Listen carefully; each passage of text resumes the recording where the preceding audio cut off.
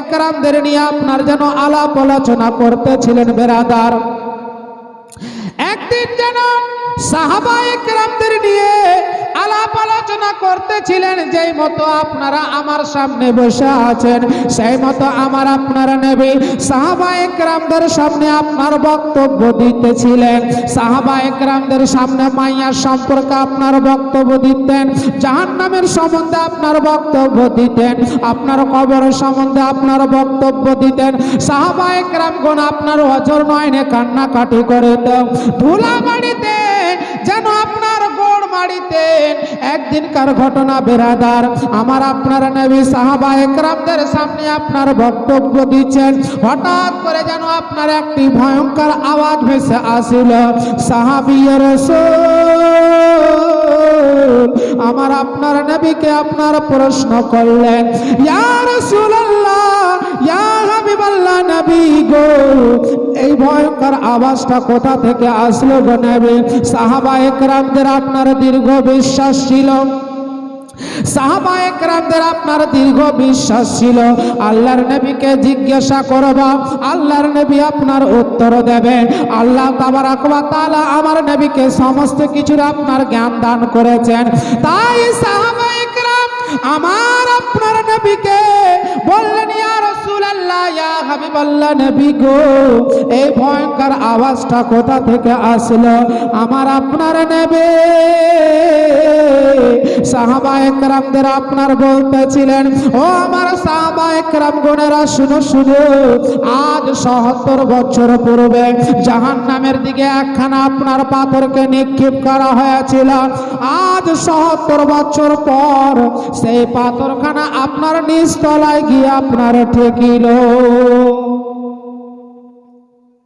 ৭০ বছর পূর্বে জাহান্নামের দিকে একখানা পাথরকে চালানো হয়েছিল, আর ৭০ বছর পর গিয়ে নিজ তলায় গিয়ে ঠেকিল। জোরে বলুন, একবার সুবহানাল্লাহ কইবেন, ৯০টা নেকি পাবেন। তো সুবহানাল্লাহ বলতে এত অলসতা করছেন। তো জাহান্নামের দিকে একখানা পাথরকে নিক্ষেপ করা হলো, চালানো হলো। তো ৭০ বছর পূর্বে বলছেন কি আমার নবী মুস্তাফা যে জাহান্নামের দিকে একখানা পাথরকে আপনার চালানো হয়েছিল ৭০ বছর পূর্বে, আর ৭০ বছর পর গিয়ে নিজ তলায় গিয়ে ঠেকিল। ইহা দ্বারা বোঝা যায় জাহান্নামের গভীরতাটা কত। জাহান্নাম খুবই ভয়ঙ্কর জায়গা, আর জান্নাত এত সুন্দর জায়গা, তার কথা বলে শেষ করা যাবে না। জান্নাতের মধ্যে আপনি একটা ফল ভক্ষণ করবেন, তাহার মধ্যে যদি আপনি বলেন আমি আপেলের স্বাদ নেব বা কোনোর স্বাদ নেব, সেই ফলের মধ্যে সঙ্গে সঙ্গে আপনার সেই স্বাদটা চলে আসবে। কিন্তু বেরাদার, জাহান্নাম এত ভয়ঙ্কর জায়গা, আমার আপনার নবী নিজের জবান দ্বারাই বলেন, বেরাদার ৭০ বছর পূর্বে জাহান্নামের দিকে একখানা পাথরকে আপনার নিক্ষেপ করা হয়েছিল, আর ৭০ বছর পর গিয়ে আপনার নিজ তলায় গিয়ে ঠেকিল। ইহা দ্বারা বোঝা যায় যে জাহান্নামের গভীরতাটা কত।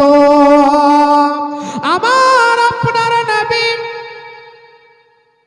নিজের জবান দ্বারাই বলেন, সেই জাহান্নামকে আল্লাহ তাবারাক ওয়া তাআলা ফেরেশতাদের হুকুম করবেন, হে আমার ফেরেশতারা, সেই জাহান্নামকে তোমরা হাসরের ময়দানে বাম পাশে 7টা ভাগ জমিনের নিচু হইতে সেই জাহান্নামকে এনে আপনার হাজির করা হবে।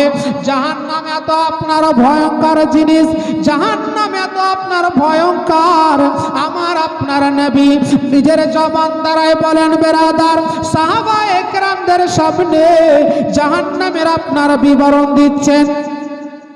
জাহান্নামের আপনার বিবরণ দিচ্ছেন। জাহান্নামের আপনার 4খানা পা হবে, 30,000 আপনার মাথা হবে, প্রত্যেকটাই মাথায় আপনার 30,000 করে মুখ হবে, প্রত্যেকটা মুখে আপনার 30,000 করে দাঁত হবে, এক একটা দাঁত হবে আপনার উহুদ পাহাড়ের নয়। এক একটা দাঁত হবে উহুদ পাহাড়ের নয়। উহুদ পাহাড়টা কাকে বলে? আমার আপনার নবী ইসলাম প্রচার করতেন, কাফির মুশরিক বেঈমানেরা নবীকে আমার আক্রমণ করেছিলেন, সেই উহুদ পাহাড় আমার নবীকে জায়গা দিয়েছিলেন। জোরে বলুন সুবহানাল্লাহ। পাহাড় নবীকে চিনেছিল, কিন্তু আজকে দু পাইয়া মুসলমান নবীকে আমরা চিনতে পারলাম না। নবী কি জিনিস? নবী কাকে বলে? নবীর শান কি? পাহাড় আমার নবীকে জায়গা দিয়েছিলেন। ইউটিউবে সার্চ করবেন উহুদ পাহাড়টা কি, সঙ্গে সঙ্গে চলে আসবে যে কি কি ঘটনা ঘটেছিল। আর উদাহরণ দিচ্ছে জাহান্নামের দাঁত হবে উহুদ পাহাড়ের নয়, এক একটা দাঁত। আমার আল্লাহ বলবেন, হে আমার ফেরেশতারা, তোমরা জাহান্নামে শিকলখানাকে আপনার মজবুত সহকারে ধরে রাখবে, কারণ জাহান্নামকে আপনার হাসর ময়দানে আপনার আনা হাজির করা হবে। আমার আল্লাহ বলেন, সুবহানাল্লাহ সুবহানাল্লাহ। আমার ভাইজান বাপজান 50 টাকা দিয়েছে। তো আল্লাহ বলবেন, তোমরা জাহান্নামকে হাসর ময়দানে এসে হাজির করো। জাহান্নামের 2খানা ঠোঁটে জিঞ্জির লাগা হবে, শিকল লাগা হবে, শিকল লাগা থাকবে। আমার আল্লাহ বলবেন, হে আমার ফেরেশতারা, তোমরা জাহান্নামকে খুব সতর্কভাবে হাসরের ময়দানে এসে হাজির করো। আমার নাফরমান বান্দা বান্দিরা কেন তারা জাহান্নামী কাজ করেছে? আজ দেখো বেরাদার, আলিম উলামা কোরআন হাদিসের আপনার বক্তব্য দেয়, মিলাদ মাহফিলে জালসাতে বক্তব্য দেয়, নামাজের সম্বন্ধে কথা বলে, মা বাবার ভালোবাসার বক্তব্য দেয়, আপনার কি করতে গেলে আল্লাহ এবং আল্লাহ রসুল আমার আপনার প্রতি সন্তুষ্ট হবে। কিন্তু না বেরাদার, আমরা শোনার কাজ আপনার শুনেনি, কিন্তু আমরা আমল করি না। তাই আল্লাহ তাবারাক ওয়া তাআলা বলেন, আমার নাফরমান বান্দা বান্দিরা আজ নিজ চোখে দেখে নেবে তারা কেন জাহান্নামের কামাই করেছে, কেন তারা জাহান্নামী কাজ করেছে। আমার আল্লাহ ফেরেশতাদেরকে বলবেন, হে আমার ফেরেশতারা, তোমরা জাহান্নামকে খুব সতর্কভাবে ধরে রাখবে, কারণ জাহান্নাম যদি আপনার জাহান্নামীদেরকে আপনার দেখে নেয়, তাহলে দীর্ঘদিনকার ক্ষুধার্ত জাহান্নাম এই জাহান্নামীদেরকে দেখে নেবে, সেই জাহান্নামীদেরকে আপনার খেয়ে ফেলবে। আল্লাহ বলবেন, হে আমার ফেরেশতারা, তোমরা জাহান্নামকে খুব মজবুত সহকারে ধরে রাখবে, কারণ জাহান্নাম যদি আপনার জাহান্নামীদেরকে আপনার খেয়ে নেয়, তাহলে হাসর ময়দানে আর হিসাব কিতাব করতে দেবে না।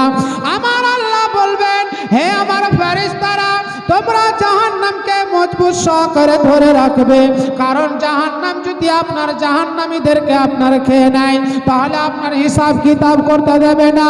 সেই জাহান্নামীদেরকে দেখে যেন হা ফেড়ে আপনার বলবে, হে আল্লাহ, তাদেরকে আমার মধ্যে দাও, আমার মধ্যে দাও। আমার আল্লাহ বলবেন, হে আমার ফেরেশতারা, তোমরা জাহান্নামকে মজবুত সহকারে ধরে রাখবে, কারণ জাহান্নাম যদি আপনার জাহান্নামীদেরকে আপনার খেয়ে নেয়, তাহলে হিসাব কিতাব করতে দেবে না। এদিকে জাহান্নাম যেন লাফালাফি করবে, এতই লাফালাফি করবে, কিতাবের মধ্যে লিখছেন যেন হাসরের ময়দানটা যেন আপনার ভূমিকম্পের মতো যেন আপনার থরথর থরথর করে আপনার কাঁপতে থাকবে, থরথর করে আপনার কাঁপতে থাকবে। আবার সব লোকেরা যেন অজর নয়নে কান্নাকাটি করবে, সকল লোকেরা অজর নয়নে কান্নাকাটি করবে, সকল লোকেরা যেন এতই কান্নাকাটি করবে, তাদের চোখের জল আপনার শুকিয়ে গিয়ে আপনার চোখ দিয়ে যেন আপনার রক্ত বেরিয়ে আসবে।